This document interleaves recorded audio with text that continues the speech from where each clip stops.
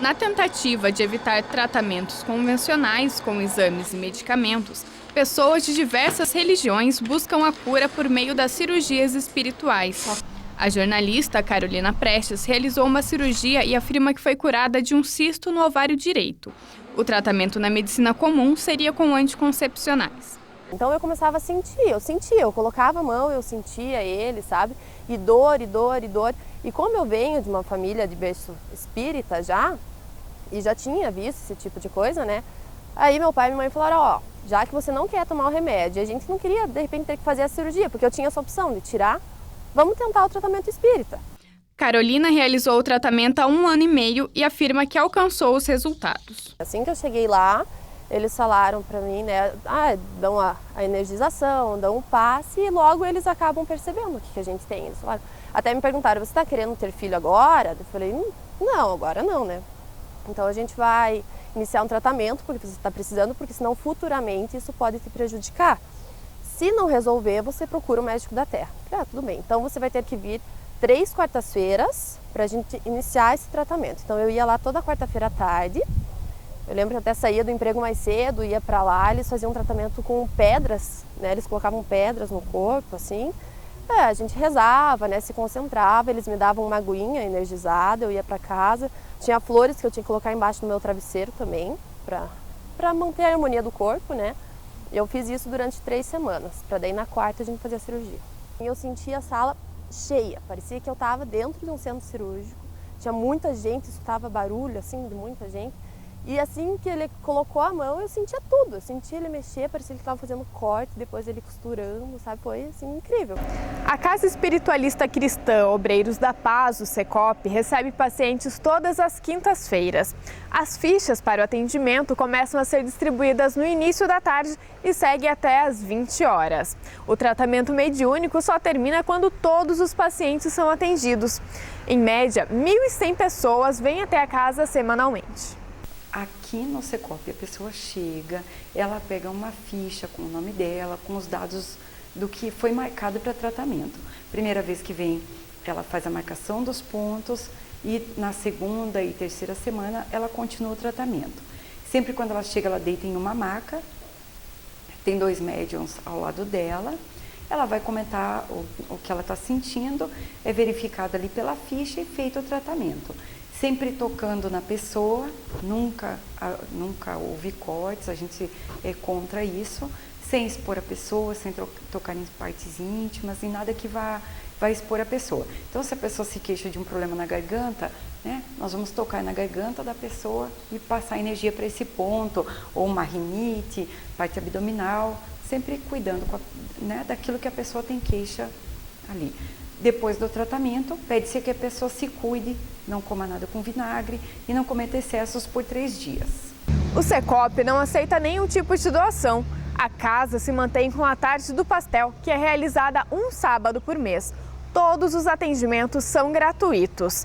Quem vai passar pelo procedimento não pode comer carne, fumar ou ingerir bebidas alcoólicas no dia. Normalmente, as cirurgias são realizadas à meia luz. Apenas lâmpadas azuis podem ficar acesas.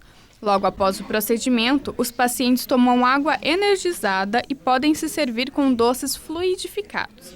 O tratamento também pode ser realizado à distância após o preenchimento de fichas. A pessoa precisa ter a mesma preparação de um atendimento presencial. É expressamente proibida a entrada com celulares na casa. Tem 2 tipos de cirurgia, as não invasivas e as invasivas. As invasivas, a própria doutrina acha que tem que ser ministradas por profissionais da saúde, por médicos, cirurgiões. Os curiosos, as pessoas que não são da área de saúde, logo são largadas, abandonadas, e acontece que às vezes o médium está com animismo, ele acha que está com o apoio da entidade, e acaba fazendo besteira, como aconteceu com vários médicos, várias cirurgias por aí. Mas a cirurgia principal nossa é a não invasiva, que é a cirurgia aplicada à paranatomia, que é a anatomia da energia, a anatomia do espírito. Que cada órgão nosso tem tem uma ligação com os meridianos, né? Que os chineses já há muito tempo fazem isso. E a cirurgia espiritual, ela tem a tendência de você desligar esses órgãos que estão com traumas, né? Ou estão com problemas que tem que ser feita uma cirurgia, porque você tem que desconectar. Quando acaba as cirurgias, a gente tem que relatar para os médios e para os dirigentes o que a gente viu, os videntes, no caso meu, do que foi aplicado para eles saberem as energias, as cores daquele paciente.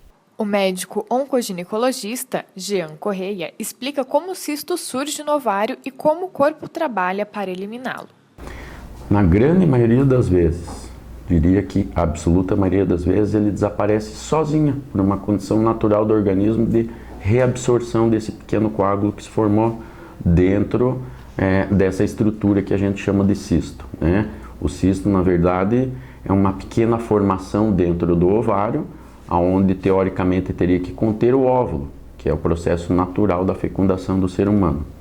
Em algumas situações, não raras, mas infrequentes, esse folículo, que é o cisto folicular, acaba não conseguindo transpor a barreira, que é a cápsula do ovário, para entrar na trompa e prosseguir o processo da fecundação natural.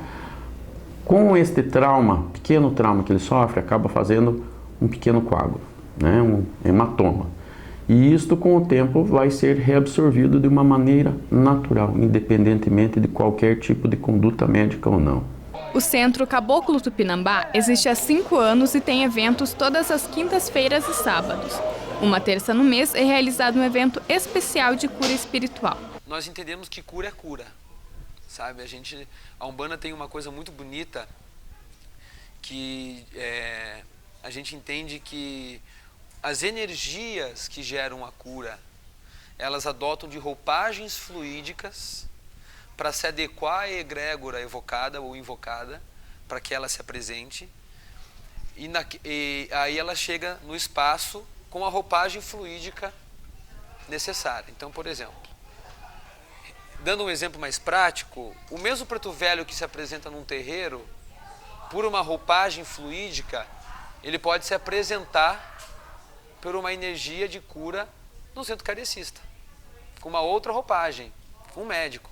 Na Umbanda, a cura tem uma ligação maior com a natureza. As entidades, como Iemanjá e Ogum, são diretamente ligadas a fenômenos, como água e folha. Porque na realidade a gente não cura ninguém. Não é a folha do preto velho, a reza do preto velho, o cachimbo do caboclo. Não é a risada do Exu, a gargalhada dele, a mandinga dele que vai curar. Se não houver fé em quem está vindo buscar a cura não existe. A Federação Espírita do Paraná coordena cerca de 300 instituições no estado. O presidente, Adriano Greca, afirma que a instituição não apoia os centros que realizam cirurgias com cortes, mas que não aplica punição. Não, porque a Federação Espírita tem um papel de orientação. Nós orientamos as casas espíritas.